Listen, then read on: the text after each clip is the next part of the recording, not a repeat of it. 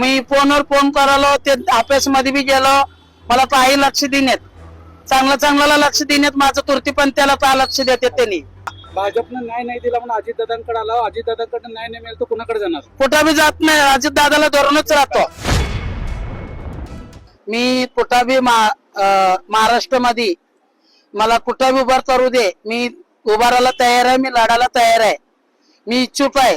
राष्ट्रवादी अजित दादा काम भरपूर केलेलं आहे, लाडकी बहीण त्यांनीच केलेलं आहे. अजित दादा भरपूर कामं केलेत, शेताचं कामं केलेत, रोजगारीचं कामं केलेत, कामगारचं कामं केलेत. अजित दादा एक नंबर काम केलेत, म्हणून अजित दादा पक्षामध्येच आज आलो मी. काय अपेक्षा आहेत तुमच्या पक्षाकडून आणि तुम्ही काय नक्की निवडणुकीमध्ये मुद्दे घेऊन सामोरं जाता निवडणुकीला? माझा तुरत्या पंथ्यांना बी नाही पाहिजे, तुरत्या पंथ्यांना गोरगरिबांना नाही पाहिजे. आता जेंट्सला निवडून दिलं मी, जेंट्स काय काम केलं नाही.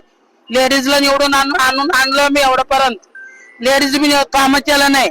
आज तुरतीपंथी आहे मी, मला काय खायला प्यायला पैसा सोना साड्या भरपूर आहेत, पण गोरगरिबासाठी मी आज हे राष्ट्रवादीमध्ये उतरलेला आहे.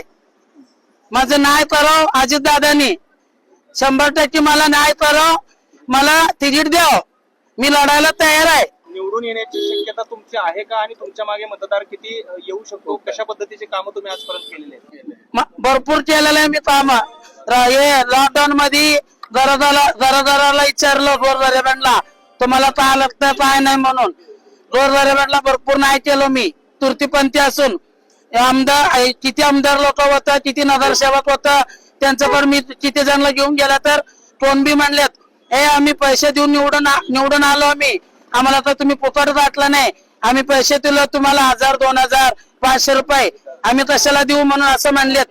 आमदार लोक बी म्हणलेत, नगरसेवक लोक बी म्हणलेत. त्यांच्या इर्षेवरच मी आज उभारलेला आहे. गोरगरिबाला चांगलं करायचं माझ्याकडे आहे, अजून चांगलं करणार आहे मी. येताना घेऊन आला नाही, जाताना घेऊन गेला नाही, घेऊन जात नाही, पण गोरगरिबाचं चांगलं करणार आहे मी.